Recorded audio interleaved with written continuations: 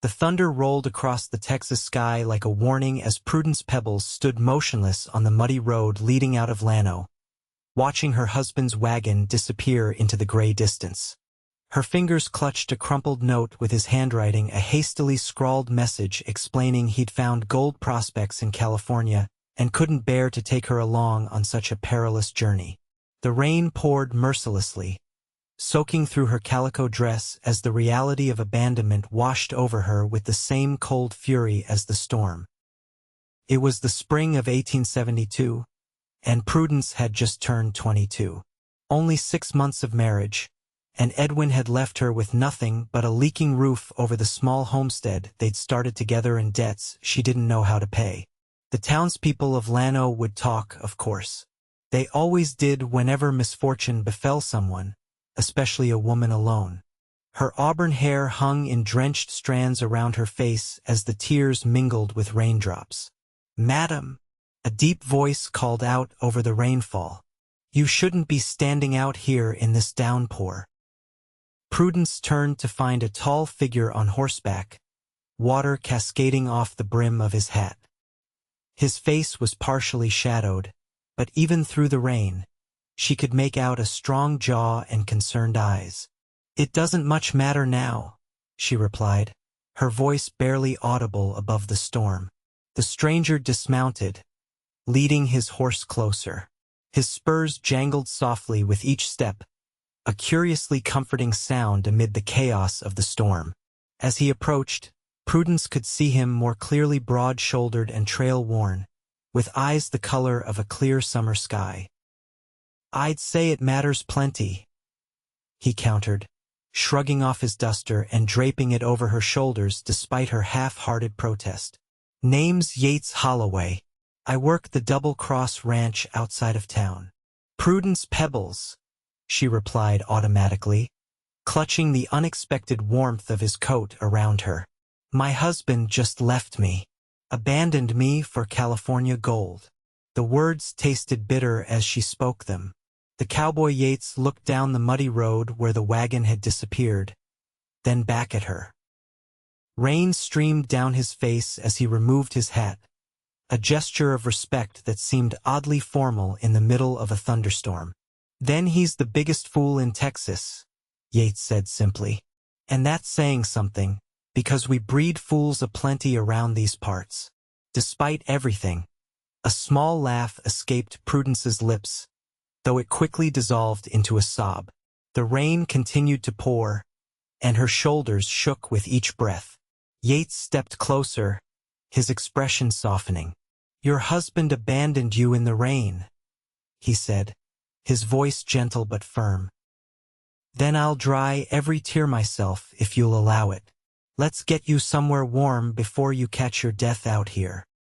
He offered his hand calloused and strong, and after a moment's hesitation, Prudence took it. They rode double on his horse, Prudence seated in front with Yates's arms around her as he held the reins, guiding them back toward town. The closeness to a stranger would have scandalized her under normal circumstances, but today, with her world crumbling around her, it felt like the only solid thing she could grasp. "Where are we going?" she asked, realizing she didn't have anywhere to return to.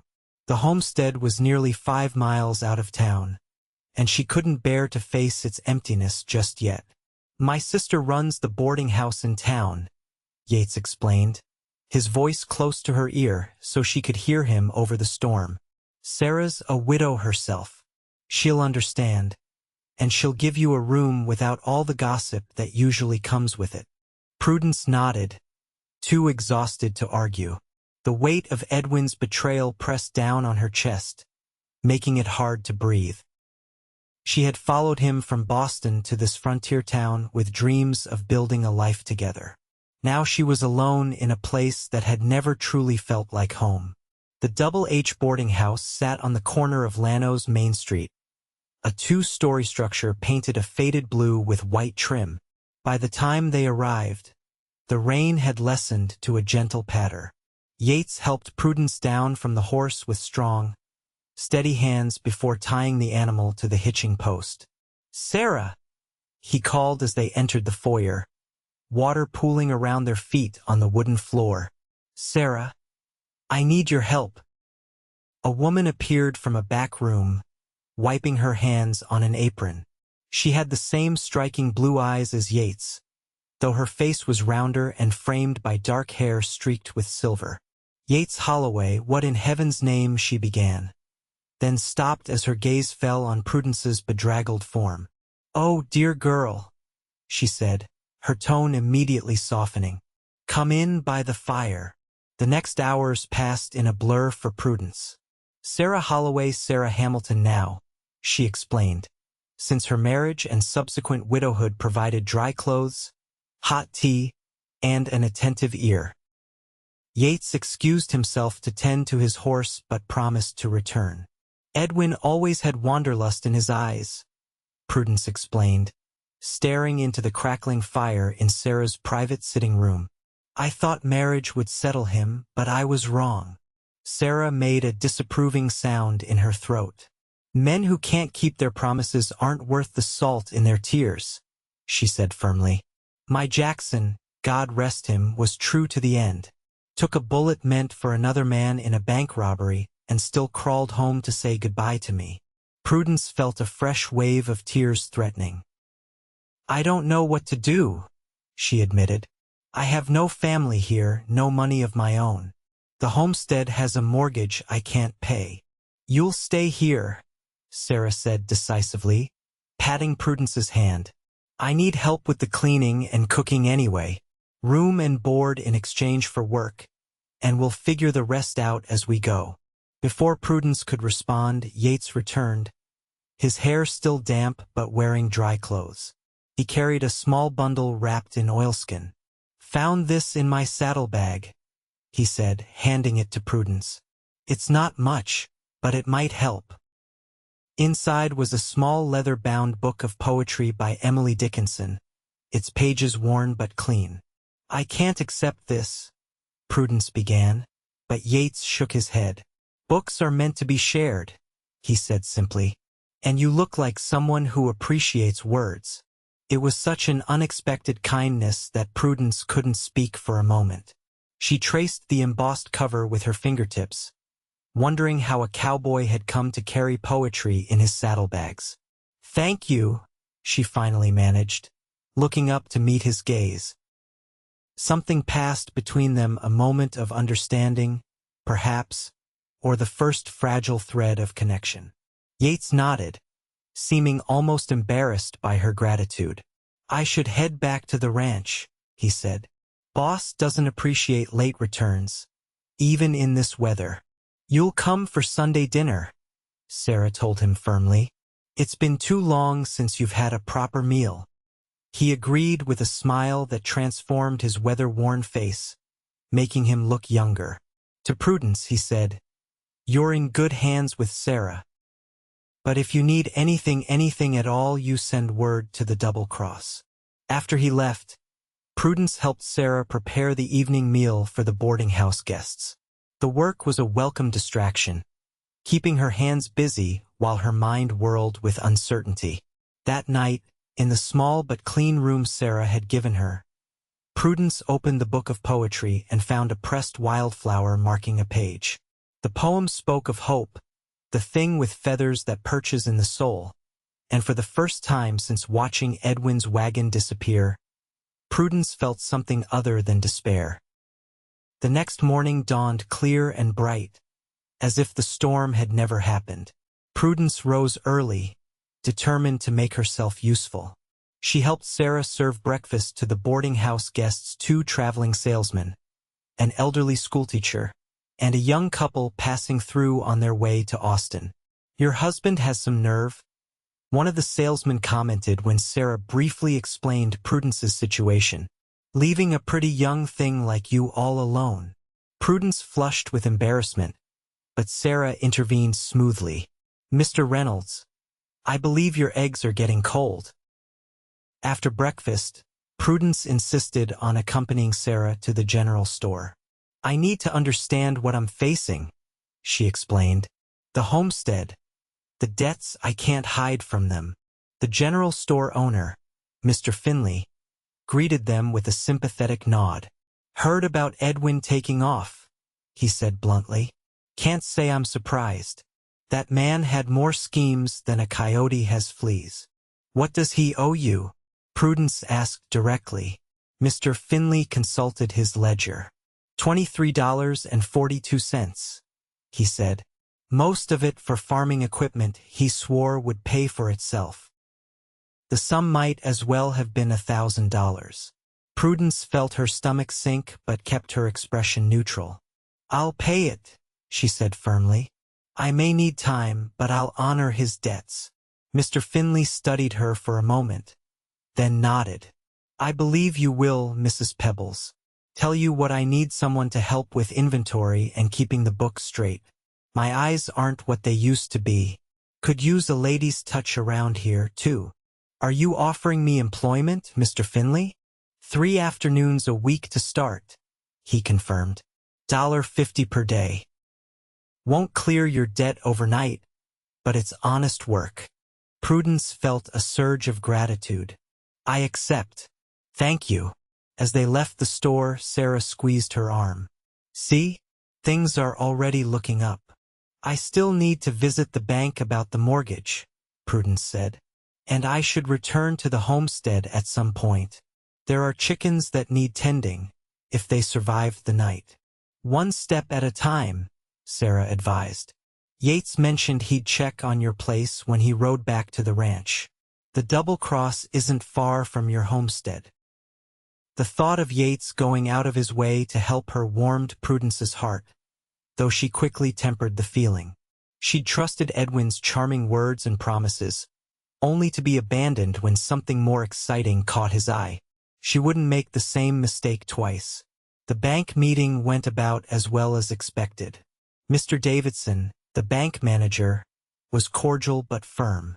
"Your husband borrowed against the property's value," he explained.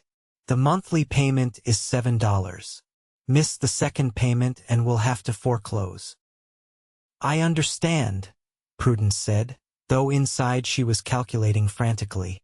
Between the general store debt and the mortgage, she needed to earn far more than Mr. Finley's offer would provide. As they walked back to the boarding house, Prudence spotted a familiar horse tied outside the gunsmith's shop. Her heart quickened despite herself. "Go on," Sarah said with a knowing smile. "I need to pick up some thread from the seamstress anyway." Prudence hesitated, then entered the shop.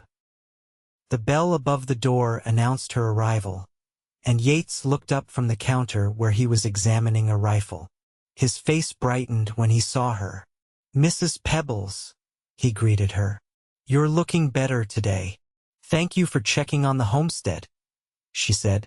"Sarah told me you rode out there." He nodded, setting the rifle down. "Your chickens are fine. I put out extra feed. The roof's leaking in the corner by the stove, though. I'll bring some tar paper next time I'm out that way." "You don't need to do that," Prudence protested. "I know I don't need to," he replied simply. "But a leaking roof won't fix itself." The gunsmith, who had been listening with barely concealed interest, cleared his throat. "That'll be 50 cents for the ammunition, Holloway. And tell your boss I've got that special order he was asking about." Yates paid and tipped his hat to both men. Outside, he fell into step beside Prudence. "How are you really doing?" he asked, his voice low. "I've secured employment at the general store," she told him, a hint of pride in her voice. "And I'm staying at your sister's boarding house. I'm managing." "I'm glad to hear it," he said, though his expression suggested he wasn't entirely convinced. "The foreman at the Double Cross might have some work for you too. He mentioned needing someone to help with the ranch accounts and correspondence. His eyesight's failing, but he's too proud to admit it." Prudence stopped walking. "Why are you helping me?" she asked directly. "You don't know me." Yates considered her question seriously. "My ma always said helping others isn't something you need a reason for, it's something you need a reason not to do," he finally answered. "Besides, I know what it's like to be left behind." Before she could ask what he meant, Sarah emerged from the seamstress's shop and joined them. The moment for further conversation passed. Over the next 2 weeks, Prudence established a routine. Mornings at the boarding house helping Sarah, afternoons at the general store, and twice a week, she rode out to the Double Cross Ranch to help Mr. Jenkins, the aging foreman, with his paperwork. The work was enough to keep her busy from sunrise to sunset, which was exactly what she needed to keep from dwelling on Edwin's betrayal. Yates wasn't always at the ranch when she visited, but he made a point of stopping by the boarding house whenever he was in town. Sometimes he brought small gifts: a jar of honey from the hives at the ranch, a book he thought she might enjoy, or wildflowers he'd picked along the trail. Each gesture was offered without expectation, just simple kindnesses that gradually began to heal the wounds Edwin had left. One evening in early June, Prudence returned to the homestead for the first time since Edwin's departure. Yates insisted on accompanying her, claiming he needed to check on that roof repair anyway. The small cabin stood unchanged, yet everything felt different. Yates had indeed patched the roof, and someone, Sarah, perhaps had left a basket of provisions on the table. Still, the emptiness was palpable. "I thought I'd feel more," Prudence admitted as she stood in the center of the one-room cabin. "Anger, sadness, something, but it's just quiet." Yates leaned against the doorframe, giving her space. "Sometimes the absence of feeling is a feeling itself," he observed. Prudence smiled at that. "More cowboy philosophy?" "Nah," he chuckled. "That one's from Emily Dickinson. Or at least, that's how I understood it." She glanced at him with new appreciation. "You actually read the poetry. Don't look so surprised," he said, a hint of defensiveness in his tone.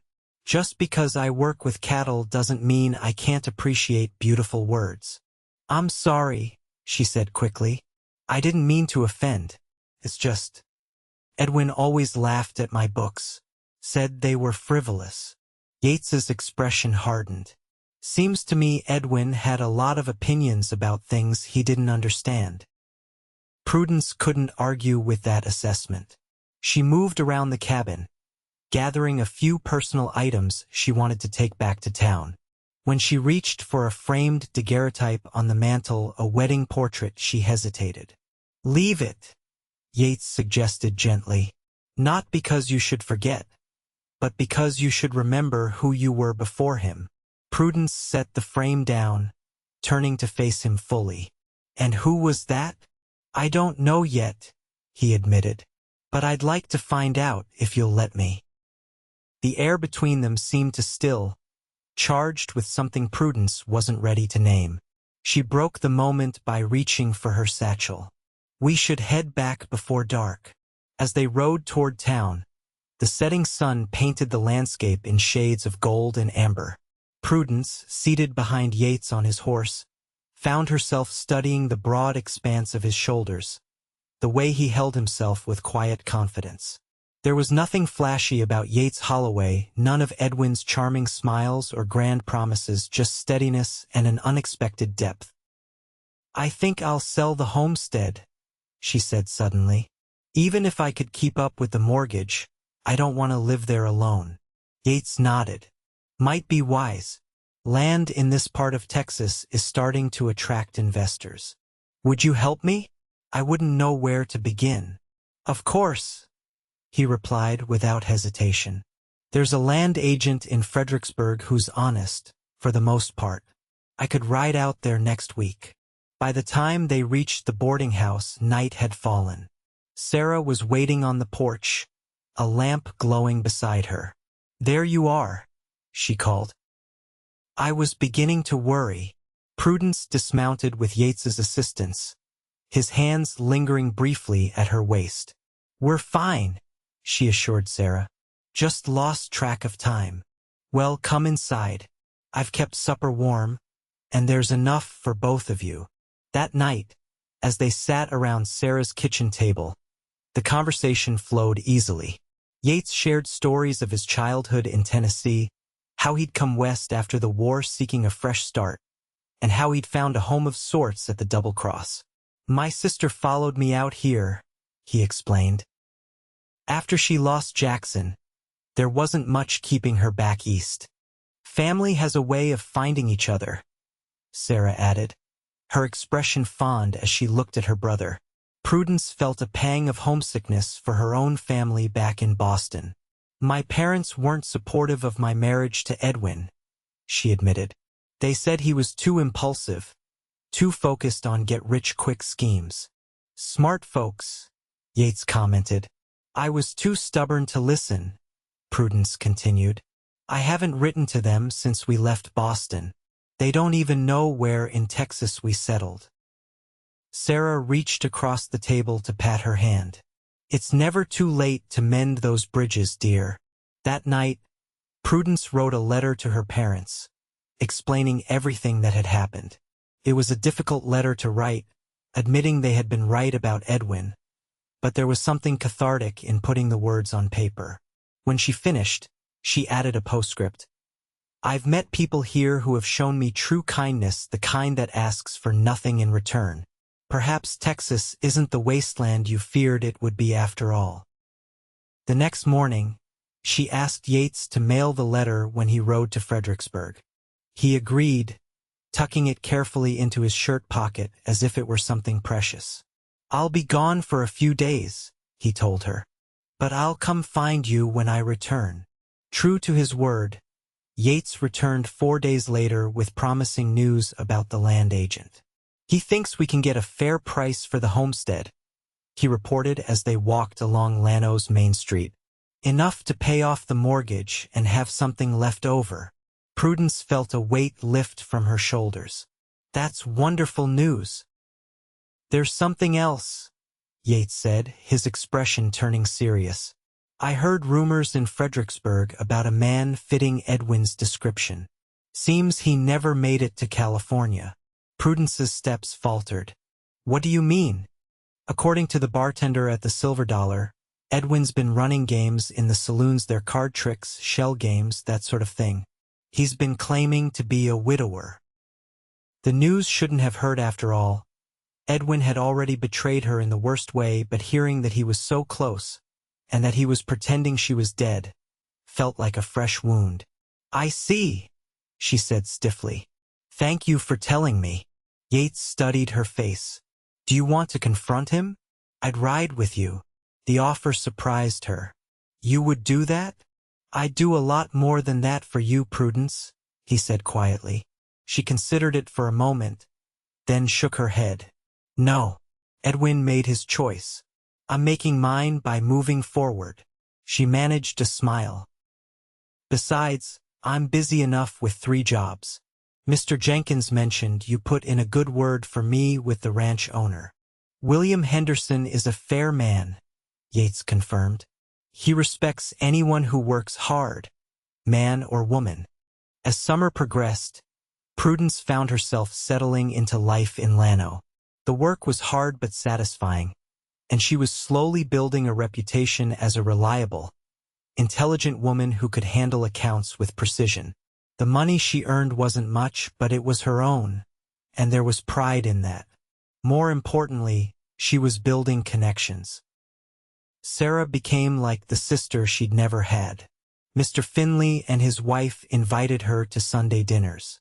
Even the town schoolteacher, Miss Abernathy, sought her out for conversations about literature and current events. And then there was Yates. Their friendship deepened with each passing week. He never pushed or pressured, seemingly content with their easy companionship. They shared books and ideas, debated politics, and sometimes just sat in comfortable silence on the boarding house porch as evening fell. Prudence couldn't pinpoint exactly when her feelings began to change, when the gratitude and friendship started to transform into something warmer, something that made her pulse quicken when she heard his horse approaching or caught sight of him across the street.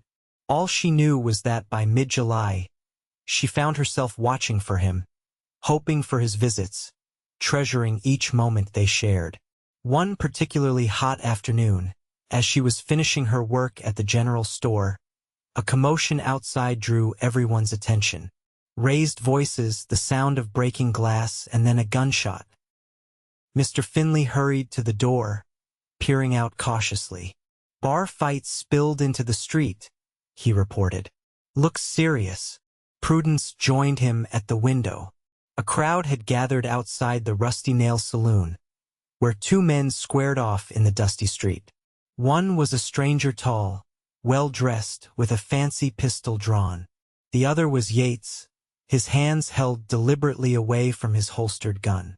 "I don't want trouble," she heard Yates say, his voice carrying clearly in the tense silence that had fallen.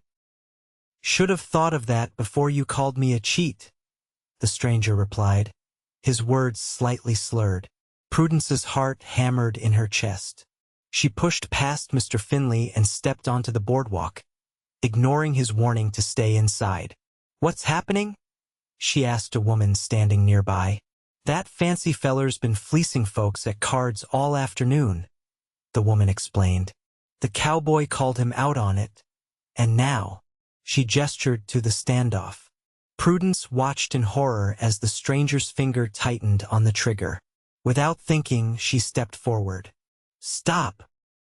All eyes turned to her. The stranger's gaze narrowed, then widened in recognition. "Well, if it isn't the lovely Mrs. Pebbles," he drawled. "Fancy meeting you here, darling." It was Edwin. His once familiar face looked harder now, his eyes bloodshot, his carefully groomed appearance showing signs of wear. He had a new scar along his jawline that hadn't been there before. "Edwin," she acknowledged coldly. "Put the gun down." Yates's expression had turned to stone, his eyes flicking between Prudence and Edwin. "This is your husband?" he asked, though from his tone he already knew the answer. "Former husband," Prudence corrected firmly. "The one who abandoned me in a rainstorm." Edwin laughed, the sound brittle. "Still dramatic as ever, I see. I left you a perfectly good roof over your head." "A leaking roof," Yates interjected. "Over a homestead with debts you never planned to pay." Edwin's gun swung back toward Yates. "And who the hell are you to judge me? Her new protector? Did it take you a whole day after I left to move in on my wife?" "That's enough," Prudence said, stepping between them despite the gasps from onlookers. She faced Edwin squarely. "You lost any right to question me when you chose gold over our marriage. Except there never was any gold, was there? Just more schemes and lies." For a moment, something like shame crossed Edwin's face, but it quickly hardened into defiance. "You were never cut out for frontier life anyway, Prue. Always with your head in books, always expecting more than I could give." "No," she countered. "I only expected what you promised: honesty, fidelity, partnership, basic decency." The crowd had grown silent, watching the confrontation with avid interest. Prudence was acutely aware of the spectacle they were creating, but she couldn't stop now. "I don't want anything from you, Edwin," she continued. "Not explanations, not apologies, and certainly not your return. I've built a life here without you, and it's a better one than we ever had together." Edwin's expression darkened. "You've got no right to speak to me that way," he snarled, raising his gun again. What happened next occurred so quickly that Prudence would later struggle to recall the exact sequence. Yates moved, pulling her behind him as the town marshal finally arrived, his shotgun trained on Edwin. "Drop it, Mr." the marshal ordered. "Now." Edwin hesitated, his eyes wild, before slowly lowering his weapon. "That man's been cheating at cards and threatening folks," someone from the crowd called out. "Been doing it all over the county, from what I hear." The marshal nodded grimly. "I've got warrants from 3 counties looking for a card sharp matching your description," he told Edwin. "You'll be coming with me." As the marshal led Edwin away, the crowd began to disperse, the excitement over. Prudence stood rooted to the spot, trembling from the aftermath of adrenaline and emotion. Are you all right? Yates asked quietly, his hand gentle on her arm. She nodded, not trusting her voice. The sight of Edwin diminished somehow. Dangerous and desperate had shaken her more than she wanted to admit. Come on, Yates said. Let's get you back to Sarah's. That evening, after retelling the story to a horrified Sarah, Prudence found herself alone with Yates on the boarding house porch. The summer night was warm, filled with the sound of cicadas and distant piano music from the saloon. I'm sorry you had to face him like that, Yates said finally. It wasn't fair to you. Life rarely deals in fairness, Prudence replied. But I'm glad in a way. Seeing him like that, so bitter, so unchanged in all the worst ways, it confirmed what I already knew. Leaving me was the one decent thing he ever did for me.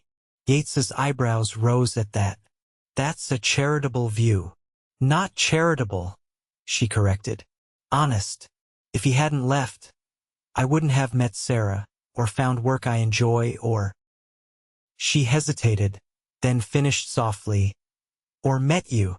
In the dim light of the porch lamp, she saw Yates swallow hard. Prudence, he began, his voice rough with emotion. I need to say something, and I hope it doesn't change things between us. Her heart quickened. What is it? I'm falling in love with you, he said simply. Have been since that day in the rain. I didn't plan it, and I don't expect anything from you. But after today, seeing him again, I needed you to know that not all men will abandon you when the road gets rough. Prudence felt tears spring to her eyes, not from sadness, but from a surge of emotion so powerful it nearly overwhelmed her. Yates, she whispered. He shook his head. You don't need to say anything. I know it's too soon, that you're still healing. She cut him off by reaching for his hand, entwining her fingers with his. It's not too soon, she said firmly. Not when I feel the same way. The look of hope that transformed his face was the most beautiful thing she'd ever seen. Slowly, giving her every chance to pull away, Yates leaned forward and pressed his lips to hers. The kiss was gentle, almost reverential, and Prudence felt something inside her soul unlock, as if a door long shut had finally opened. When they parted, Yates rested his forehead against hers. I'll never leave you in the rain, he promised, or in sunshine, or in any weather this world can throw at us. Prudence believed him. The next morning, Prudence visited the marshal's office. Edwin sat in a cell, looking far less imposing than he had on the street. Come to gloat? He asked bitterly when he saw her. No, she replied calmly. I came to give you these. She handed a folded set of papers through the bars. Edwin opened them, frowning. Divorce papers? Judge Wilson drew them up this morning. He's an old friend of Mr. Henderson's. Sign them, and we can both truly move on. Edwin stared at the papers for a long moment, then looked up at her with something like regret in his eyes. I did love you once, Prue. In my own way. I know, she acknowledged. But your way wasn't enough for either of us. After a moment's hesitation, he signed the papers. As Prudence turned to leave, he called after her. Is he good to you? The cowboy? She paused at the door. Yes, she said simply. He is. Edwin nodded, a flicker of genuine emotion crossing his face. Good. That's good. Prudence didn't wait for more. She had closure now, and that was all she had needed. The land agent from Fredericksburg sold the homestead by the end of summer, for a sum that not only cleared the mortgage but left Prudence with enough money to make choices about her future. She continued working at the general store and for the Double Cross Ranch, saving carefully and building a reputation as a woman of business acumen. Her relationship with Yates deepened with each passing week. They rode together on his days off, exploring the hill country around Llano. He taught her to fish in the river that gave the town its name, and she taught him the constellations she'd learned from her father's astronomy books. Sarah watched their courtship with approving eyes, though she made sure they maintained propriety at least in public. "I'm not so old that I've forgotten what it's like to be in love," she told Prudence one evening as they prepared dinner. "But this town loves gossip more than it loves truth, so you two be careful." In September, a letter arrived from Boston. Prudence's parents wrote that they were relieved to hear from her and, while saddened by the circumstances, were proud of the strength she had shown. They enclosed money for a train ticket home, should she wish to return to Boston. Prudence showed the letter to Yates as they walked by the river that evening. "They want me to come back," she explained. "They say there's nothing for me here." Yates's face remained carefully neutral, though she could see the effort it cost him. "Is that what you want? To go back east?" She stopped walking and turned to face him fully. "No," she said firmly. "My life is here now. My work, my friends." She took his hands in hers. "The man I love." The relief that washed over his features was palpable. "I'd have let you go if that's what you wanted," he said hoarsely. "But I'm damn glad I don't have to." "There's something else," Prudence continued, her heart racing. "I've been thinking about the future, about what I want to build here." "And what's that?" "A bookshop," she said, enthusiasm coloring her voice. "Llano doesn't have one, and with the railroad coming through next year, there'll be more people, more children needing education. I've been talking to Mr. Henderson about buying that empty storefront next to the gunsmith's." Yates's smile was slow and beautiful. "A bookshop," he repeated. "It suits you. There's an apartment above the store," she added, suddenly nervous. "It's small, but with some work, it could be a home." "Are you asking me to help you fix it up?" he teased gently. "Because you know I will." Prudence took a deep breath. "I'm asking you if you might consider sharing it with me, as my husband." Yates went very still, his eyes searching hers. "Prudence," he began, his voice rough with emotion, "are you proposing to me?" She laughed, feeling lighter than she had in months. "I suppose I am. Very improper of me." "Damn propriety," he replied, pulling her into his arms. Yes, I'll marry you. Today, tomorrow, whenever you want." They were married on a crisp October morning in 1872, with Sarah as witness and the town's Presbyterian minister officiating. Prudence wore a new dress of deep blue silk, a gift from Yates, with wildflowers in her hair instead of a veil. The ceremony was simple, the words traditional, but when they exchanged vows, both added promises of their own making. "I promise to listen to your dreams," Yates said, "and help make them real." "I promise to stand beside you," Prudence responded, "in sunshine and in rain." Their wedding night was spent in the newly renovated apartment above what would soon be Pebbles and Holloway booksellers. Yates had worked tirelessly to transform the space, installing bookshelves, repairing the floor, and building a bed frame from oak salvaged from the old homestead.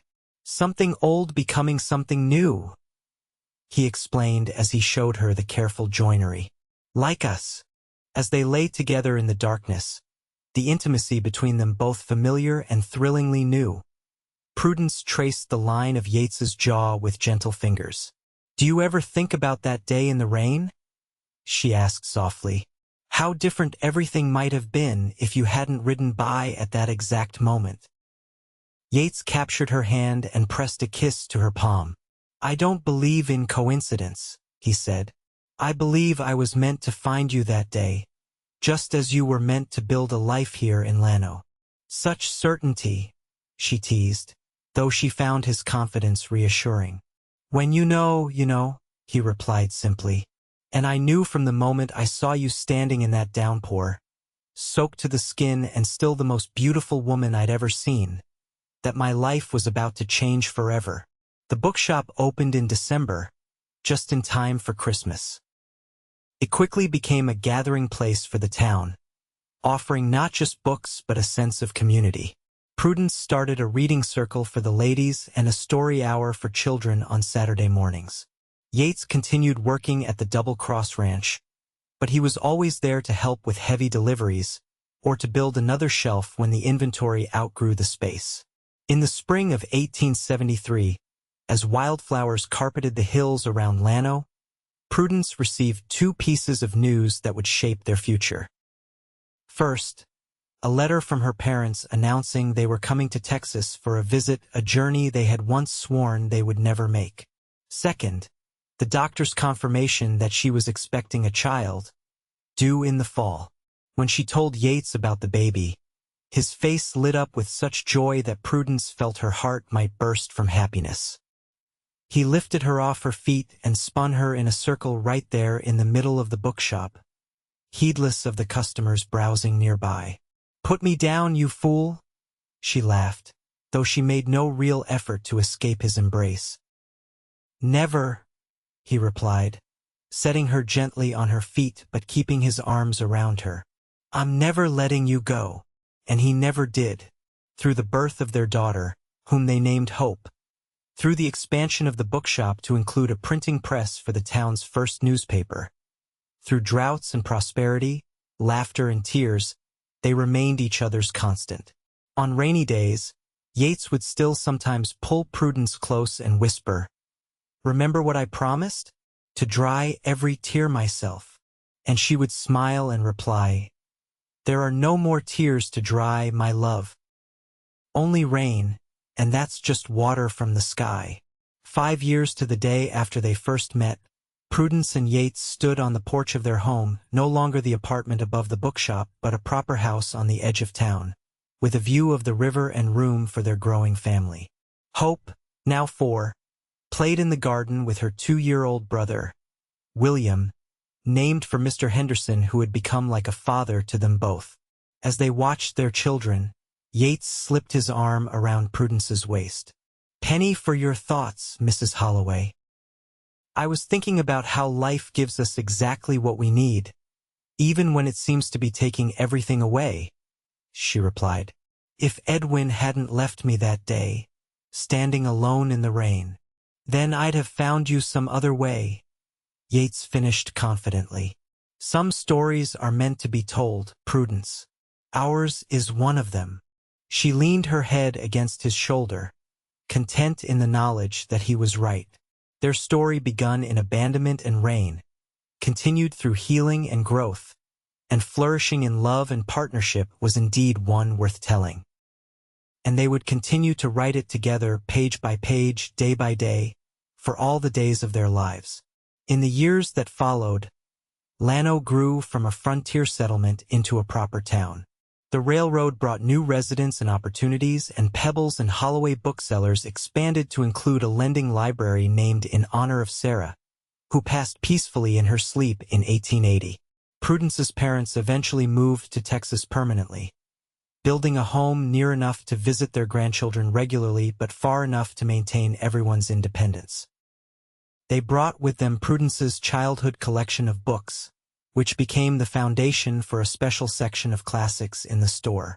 Yates eventually left the Double Cross when Mr. Henderson retired, purchasing a small ranch of his own where he raised horses rather than cattle. "Less stubborn," he explained with a wink. In truth, the smaller operation allowed him more time with his family and to help with the bookshop, which had become as much his passion as Prudence's. Their children grew tall and strong, with Hope inheriting her mother's love of literature and William showing his father's affinity for the land. They added 2 more to their brood over the years, twins Elizabeth and James, born when Prudence was 35 and thought her childbearing years were behind her. And on the rare occasions when travelers passed through town speaking of a charming card sharp working the saloons of San Antonio or El Paso, Prudence would simply smile and turn the page. Edwin belonged to a chapter of her life long closed, the prologue to a much richer story. On their 25th wedding anniversary, the entire town of Llano gathered to celebrate the couple who had become pillars of the community. There was dancing and feasting, speeches and toasts, but the moment Prudence would remember most clearly came at the end of the night. Yates led her away from the celebration to the banks of the river, where the moon silvered the water and nightbirds called softly in the darkness. From his pocket, he produced a small package wrapped in silk. "What's this?" Prudence asked, touched by the unexpected gesture. "Open it," he urged. Inside was a locket, golden and intricately engraved. When she opened it, instead of the expected photographs, she found a tiny folded paper. Carefully unfolding it, she recognized the lines immediately, the same Emily Dickinson poem he had shared with her all those years ago, the one about hope being the thing with feathers. "You kept it," she whispered. "All this time." "Of course I did," Yates replied, his voice as tender now as it had been when they were young. "It was the first gift I gave you, the beginning of everything." Prudence closed her hand around the locket, feeling its weight, the weight of years and memories, of love tested and proven. "We've had a good life, haven't we?" she asked, though she already knew the answer. "The best," Yates confirmed, drawing her close. "And it's nowhere near over yet, Mrs. Holloway." As they stood together under the Texas stars, Prudence thought about the journey that had brought them here, a journey that began with abandonment but led to the most profound belonging she could have imagined. Edwin's betrayal, painful as it had been, had opened the door to a love far greater than anything she had known before. "Thank you," she said softly, "for finding me in the rain." Yates smiled, the same smile that had first begun to heal her broken heart all those years ago. "Thank you," he countered, "for being worth finding." And as he kissed her beneath the endless Texas sky, Prudence Holloway knew with absolute certainty that some endings were really beginnings in disguise, and that the greatest love stories often started with a broken heart, a rainstorm, and a promise kept.